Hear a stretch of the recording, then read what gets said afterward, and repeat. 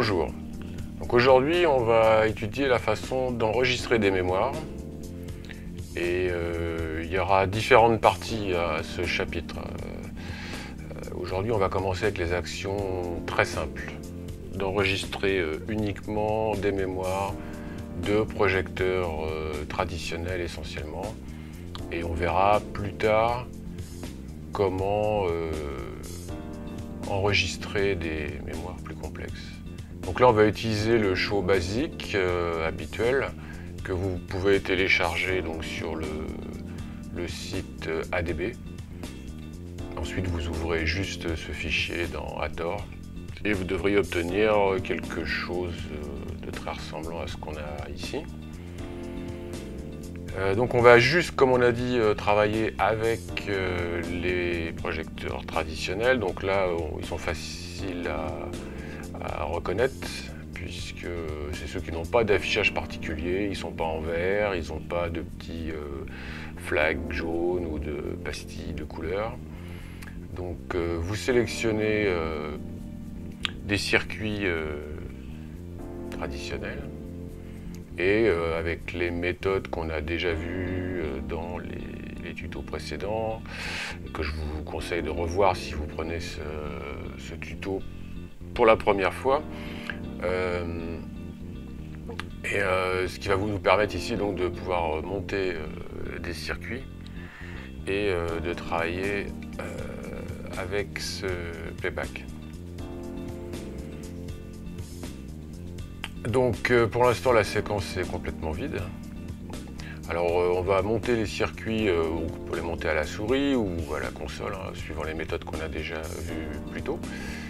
Et quand vous avez obtenu le résultat qui vous intéresse au plateau, vous appuyez sur le bouton Record de la console.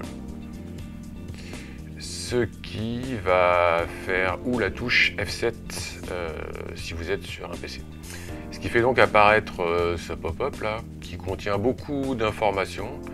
Mais dans cette première partie, on va se limiter vraiment à l'essentiel. Donc, ici, vous voyez qu'on peut saisir directement le nom. Là, on a le numéro, ce numéro qui est assigné automatiquement parce que c'est le premier numéro de libre dans mon show. Probablement parce que j'ai déjà 40 presets d'enregistrer. Donc dans le cas où vous voulez vous imposer un numéro à cette queue et que vous ne voulez pas utiliser la numérotation automatique, donc on va refermer cette fenêtre. Et cette fois donc à la place, avant d'appuyer sur Record, on va d'abord sélectionner au clavier le numéro qui nous intéresse, donc on va taper 78 par exemple au clavier et ensuite on appuie sur Record. Et là vous voyez qu'on obtient directement le numéro 78 présélectionné dans la fenêtre d'enregistrement.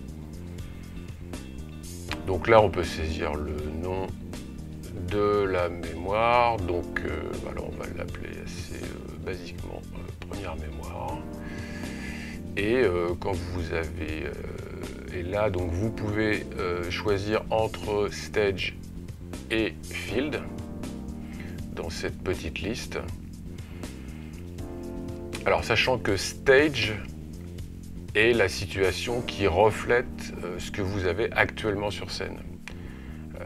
Quelle que soit la façon dont les circuits ont été envoyés sur scène par les submasters, par d'autres playbacks, etc. et par le playback en cours, vous avez donc la somme de tout ce qui est envoyé au plateau. Donc stage enregistre tout ce qui est en sortie, venant de n'importe quel autre type de contrôleur.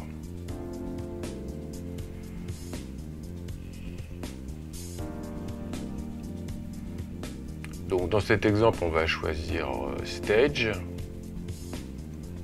et ensuite on va cliquer sur le bouton pour confirmer ou vous rappuyez sur Record sur votre console.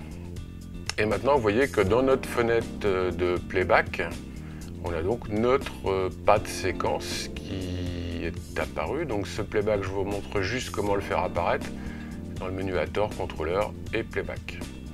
Et ensuite, comme d'habitude, hein, comme on a déjà vu précédemment, clic droit de cable, vous le dockez dans un des sous-écrans de votre choix.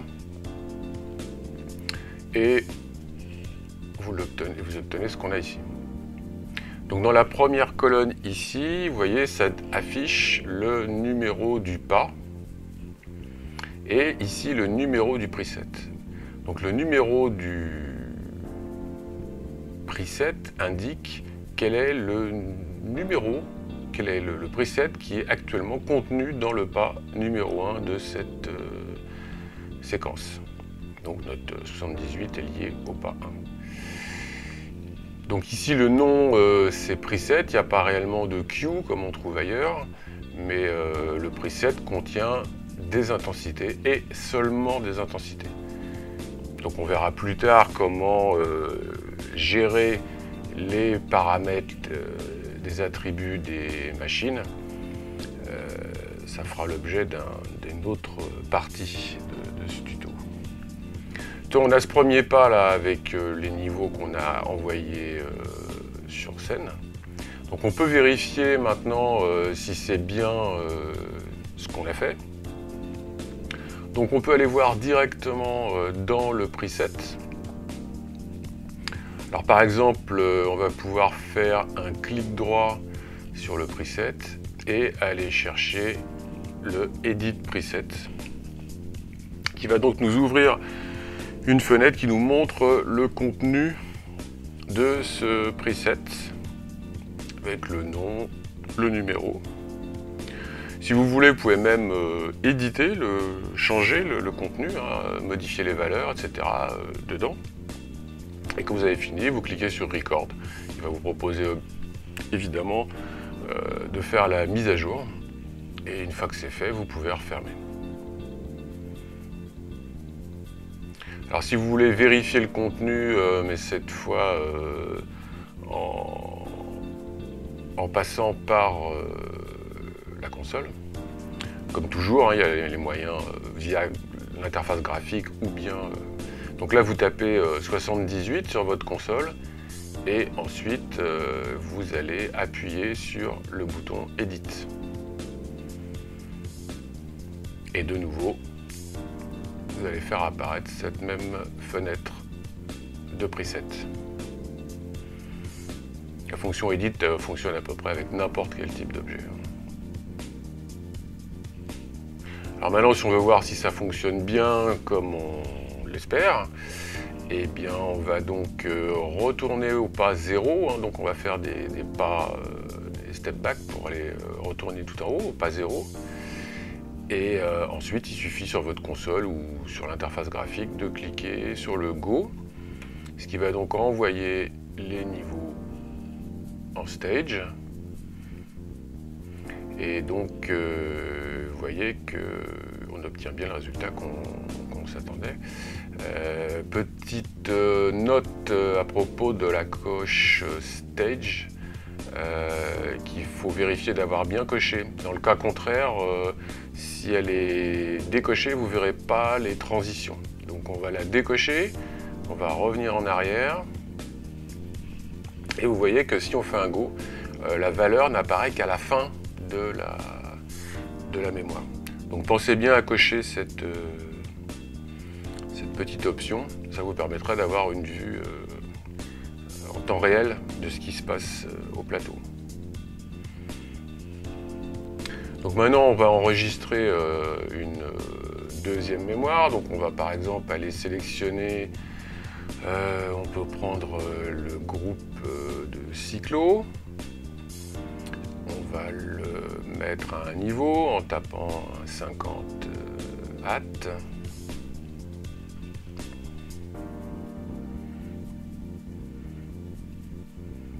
Et de nouveau, donc on va appuyer sur la touche Record pour faire apparaître ce menu. Et de nouveau, vous appuyez, alors là on va l'appeler deuxième mémoire, voilà, et vous appuyez sur Record pour confirmer. Alors maintenant on va retourner donc au début de notre séquence sur le pas 0. Donc là on n'a bien rien sur scène. On fait un go donc, qui nous envoie bien ce qu'on avait précédemment enregistré.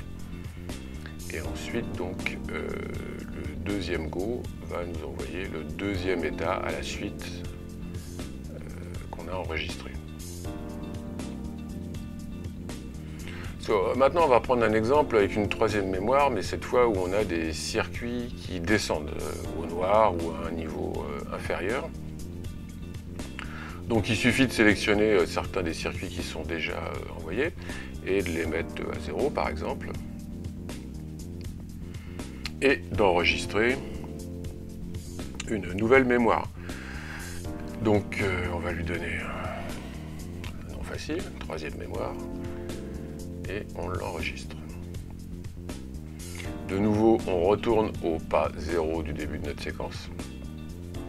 Donc on a bien le circuit qui monte, ensuite le reste du cyclo qui arrive en plus, et enfin donc un troisième go qui nous retire les derniers circuits qu'on avait mis au noir.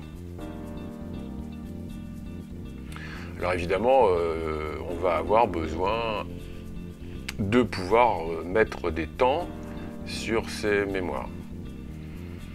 Donc les temps peuvent être directement saisis dans le tableau.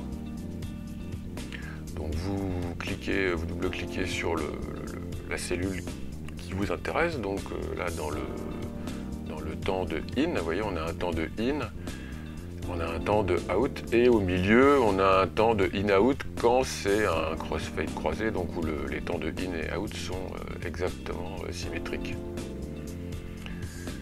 Donc par exemple ici si je veux rentrer un temps, je vais double-cliquer ici et taper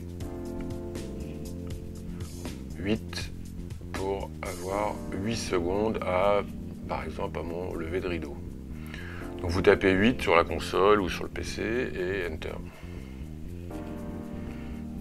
Et là vous avez assigné 8 secondes. Donc on vérifie, on revient en arrière à la mémoire 0, on fait un go, et là donc on voit cette fois que on a une progression beaucoup plus lente, en 8 secondes, sur notre mémoire 1, sur notre premier pas. Alors on peut aussi choisir d'éditer plusieurs temps en une seule manipulation. Donc comme on l'avait déjà vu précédemment pour faire des sélections multiples, vous pouvez utiliser la touche Shift sur votre clavier de PC ou la touche Through sur votre console et vous sélectionnez un groupe de cellules. Et comme on a dit, vous tapez au clavier une valeur et Enter. Et ça va donc assigner cette valeur à la sélection multiple. Donc on peut faire la même chose avec le in-out, si on a un crossfade symétrique, ou on peut le faire donc directement dans le out si on veut un temps différent du temps du in. Donc on rembobine et maintenant on va voir donc là on a maintenant 4 secondes sur notre mémoire 1. On va avoir la même chose sur la mémoire qui suit. Donc là on ne voit pas de temps de descente puisque voilà, il n'y avait rien qui descendait dans la mémoire 2. Donc si maintenant on envoie la mémoire 3, on voit bien nos circuits 5 et 6 descendre dans le temps de out qu'on a mis à cette mémoire. Donc c'est tout pour aujourd'hui.